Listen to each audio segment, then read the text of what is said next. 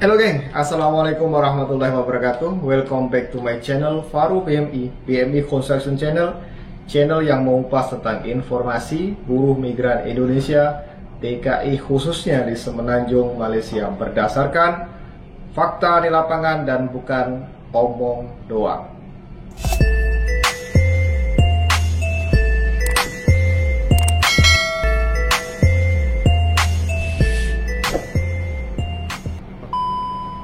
Oke geng, di postingan saya kali ini saya akan lebih detail menjelaskan tentang peraturan, syarat apa saja yang harus teman-teman semuanya sediakan, teman-teman semuanya harus persiapkan sebelum masuk program rekalibrasi pati pulang. Hasil analisa kami dari sosial media, Facebook, YouTube, komen, Instagram, masih banyak teman-teman kita yang belum benar-benar paham tentang prosedur atau persyaratan program rekalibrasi pati pulang. Di video saya kali ini, saya akan coba menjelaskan lebih detail lain daripada yang lain tentang persyaratan prosedur program rekalibrasi pati pulang. Semoga video saya bermanfaat, sedikit membantu untuk teman-teman pati yang akan ikut berpartisipasi dalam program rekalibrasi ini. Dan kalau teman-teman semuanya suka dengan video saya kali ini, tolong acukan jempolnya, tekan tombol loncengnya agar teman-teman semuanya tidak ketinggalan tentang informasi yang kami berikan tentang seputar buruh migran Indonesia di Semenanjung, Malaysia. Tonton terus sampai habis, check it out. Oke geng, kita langsung ke penjelasannya. Saya akan menggunakan media whiteboard dengan harapan dengan penjelasan di video ini geng-geng semuanya memang 100% paham sebelum mengikuti program rekalibrasi pati pulang. Oke, langsung kita ke pembahasan tentang program rekalibrasi pati kerja. Tentu saja aspek utamanya adalah pati. Kemudian apa yang perlu kita siapkan? Tentu saja paspor ataupun SPLP. Oke, saya akan kupas satu persatu tentang paspor dan SPLP. Paspor, banyak sekali pertanyaan. Bang, saya dulu pernah ikut program pemutihan dan kemudian saya masuk jalur tikus, tembak lorong, dan sekarang saya ingin mengikuti rekalibrasi pati pulang. Apakah boleh? Jawabannya boleh. Geng-geng semuanya bisa cek di postingan saya sebelumnya. Pak Dubes kita pun sudah mengeluarkan statementnya, sudah menjelaskan bahwasanya kasus macam ini boleh ikut program rekalibrasi pati pulang. Dan perlu digarisbawahi untuk program rekalibrasi pati pulang saja. Oke, paspor sudah selesai. Yang kedua adalah tiket. Ini hal yang kedua yang harus kita persiapkan, adalah tiket. Tiket bukan hanya flight tiket, pesawat tiket, tapi geng-geng semuanya bisa cek di postingan saya sebelumnya. Jalur laut untuk Johor Bahru ada 2 tempat masih buka sampai sekarang, dan ini sangat murah. Saya betul-betul recommended untuk teman-teman semuanya ikut jalur laut karena nomor 1 jadwalnya fleksibel, nomor 2 murah dan aman. Setelah kita sampai di Batam, itu sudah di negeri sendiri, di negeri kita tercinta sendiri. Terserah geng-geng semuanya mau ambil tiket flight atau mau stay dulu di Batam, relax sebentar, itu nanti terpulang dengan geng-geng semuanya. Kalau sudah sampai Batam, baru kita planning untuk kembali ke kampung halamannya masing-masing. Itu saran saya. Oke, yang ketiga,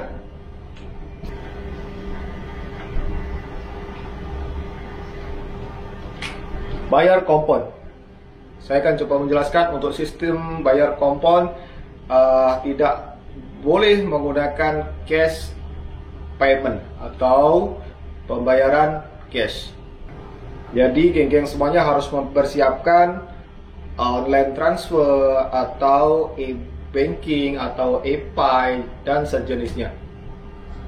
Dan sampai di sini saya akan coba mengupas lagi tata cara untuk pembayaran kompon. Kalau geng-geng semuanya, kemarin ada pertanyaan, Bang, saya kosong di sini Bang, saya tidak ada ATM ataupun bank account. Oke, bukan masalah geng. Geng-geng semuanya bisa pergi ke ATM center, bayar deposit, pembayaran untuk pembayaran kompon.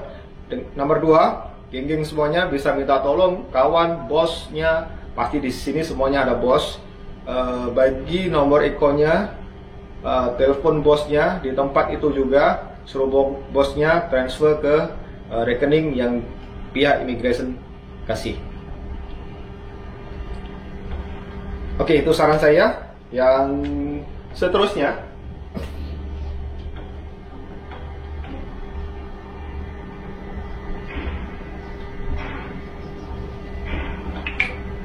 COVID-19 test. COVID-19 test ada 3 jenis. Nomor 1 blood test atau rapid test. Nomor 2 swab test atau antigen test. Nomor 3 adalah PCR test. Dan 3 kategori ini geng-geng semuanya bisa gunakan. Tapi saya sangat sarankan geng-geng menggunakan yang paling last kali, nomor 3, yaitu PCR test. Kenapa? Seperti saya jelaskan di video sebelumnya, sangat saya sarankan dengan kita menggunakan PCR test, geng-geng semuanya sampai ke Batam kalau ikut jalur laut di Indonesia akan diverifikasi dan terus diberi surat jalan tanpa dikarantina. Itu kalau menggunakan PCR test. Karena apa? PCR test tingkat akurasinya sangat kuat dan itu memang benar-benar COVID test paling akurat saat ini. Tapi juga perlu geng-geng semua ketahui, PCR test akan keluar result atau keluar laporannya itu 2 atau 3 hari paling cepat. Jadi timing harus benar. Nanti untuk timing saya akan coba jelaskan di next penjelasan di video ini. Nanti untuk timing, untuk proses rekalibrasi saya akan coba jelaskan sampai tuntas hari ini. Pesan saya jangan skip video ini, tonton sampai habis. Oke, kita langsung ke selanjutnya.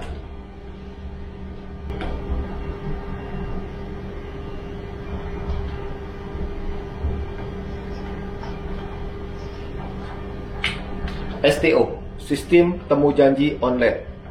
Meskipun sekarang sistem imigrasi untuk STO belum ready untuk launching, tapi kita harus bekali diri kita dengan informasi persiapan yang benar-benar cukup. Sistem Temu Janji Online. Setelah nomor 1, 2, 3, 4, geng-geng semuanya sudah siap, kita harus ke sistem Temu Janji Online kalau linknya, sistemnya sudah ready. Oke geng, untuk selanjutnya, keempat persyaratan ini kita akan bawa ke sistem Temu Janji Online. Oke, saya jelaskan. Sistem Temu Janji Online, kalau geng-geng semuanya contoh mendapatkan tanggal 1. Contoh tanggal 1 Desember. Oke. Apa yang harus kita lakukan? Setelah booking sistem Temu Janji, contoh kita ambil tanggal 1 Desember. Paspor, SPLP memang kita sudah ada. Tiket, pastikan start daripada 1 Desember sampai ke 14 Desember, geng-geng sudah pegang. Kita ambil contoh. Kalau geng-geng semuanya sudah mendapatkan antrian tanggal 1 Desember, contoh tanggal 1 Desember, apa yang harus kita lakukan? Kita harus mempunyai tiket, sama ada tiket flight ataupun tiket ferry antara 3 Desember sampai 14 Desember. Ini saran saya, karena apa? Proses menurut informasi akan memakan waktu 2 atau 1 hari. Jadi kita ambil masa yang jauh sedikit untuk kita persiapkan. Mungkin geng-geng semuanya mau beli sedikit barang untuk bekal nanti balik. Jadi langkah aman, kita harus dapat tiket tanggal 3 sampai ke tanggal 14. Ini terserah geng-geng semuanya. Jadi maksud saya, dalam hitungan ini harus ada dalam tangan. Oke, selanjutnya kita masuk ke tadi SPLT paspor sudah, tiket sudah settle,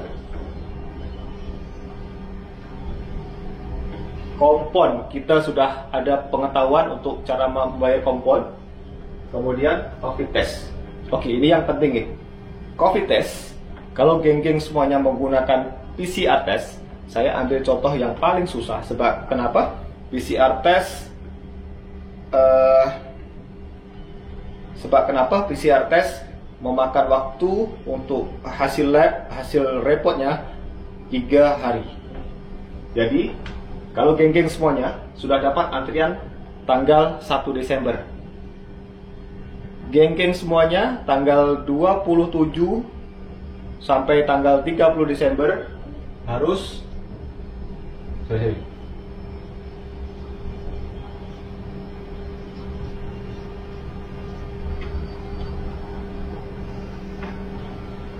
saya sarankan kalau geng-geng semuanya dapat antrian tanggal 1 Desember, tanggal 27 sampai ke tanggal 30 harus sudah pergi ke hospital untuk melakukan PCR test. Ini kalau menggunakan PCR test. Saya ambil contoh di sini. Untuk tes yang paling ribet, paling sulit prosesnya. Jadi PCR test itu memakan waktu 2 atau 3 hari baru keluar result. Tiket. Jadi semua aspek ini, semua kategori ini, semua persyaratan ini harus kita bawa ke STO, Sistem Temu Janji Online. Setelah kita masuk ke STO, Sistem Temu Janji Online, di sana kita akan diinterview, didata dan dicap jari 10 jari. Data kita semua akan masuk dalam sistem imigrasi yang mengatakan kalau kita sudah pernah ikut program rekalibrasi mati. Saran saya, pelajari benar-benar step by step untuk proses persiapan kita sebelum menuju ke sistem STO. Karena kalau sudah masuk ke sistem STO, semua persyaratan ini harus ada dalam tangan. Dan satu yang harus digarisbawahi, PCR test harus benar-benar negatif dan kita bawa ke temu janji. Saya ulangi lagi, geng. Setelah kita mendapatkan STO, Sistem Temu Janji Online, akan diinterview di imigrasi. Semua aspek ini harus sudah ada dalam tangan. Jadi di sana kita tunjukin semua persyaratannya sudah clear dan akan ditata semuanya, direkod, cap jari dan sebagainya. Nanti ikuti aja prosesnya di kantor imigrasi dan geng semuanya akan mendapatkan special pass. Special pass itu akan berlaku selama 14 hari.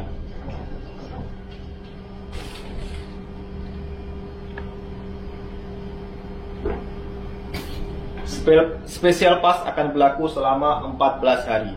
Dalam waktu 14 hari, teman-teman semuanya harus sudah keluar dari Malaysia. Kalau kurang dari 14 hari, itu nggak apa-apa, tapi jangan melebihi 14 hari. Oke, geng. Sampai di sini penjelasan saya. Kalau masih ada belum paham lagi, teman-teman semuanya bisa inbox saya di Facebook atau di Instagram atau di komen di bawah kolom komentar ini. Satu lagi pesan dari saya, jangan pelit ilmu, jangan pelit informasi, bagikan kepada teman-teman semuanya, teman-teman geng-geng semuanya di sosial media, geng-geng semuanya tentang penjelasan ini. Siapa tahu teman-teman geng semuanya benar-benar membutuhkan penjelasan seperti ini benar-benar membutuhkan informasi untuk program rekalibrasi pati. Dan satu lagi yang harus kita garis bawahi, sedekah bukan hanya dengan materi. Sedekah bisa menggunakan ilmu, pengetahuan, dan informasi. Dan alangkah indahnya kalau kita saling berbagi tentang pengetahuan, tentang ilmu, tentang informasi. Oke geng, sampai di sini penjelasan saya. Thanks for watching. Saya ingatkan lagi, yang belum subscribe silahkan subscribe, karena subscribe itu gratis geng. Karena subscribe geng-geng semuanya membuat kami lebih semangat lagi untuk membuat konten tentang construction, buruh migran di Malaysia, tentang informasi TKI di Semenanjung Malaysia. Thanks for watching. Salam dari kami, Faru BMI. Assalamualaikum warahmatullahi wabarakatuh.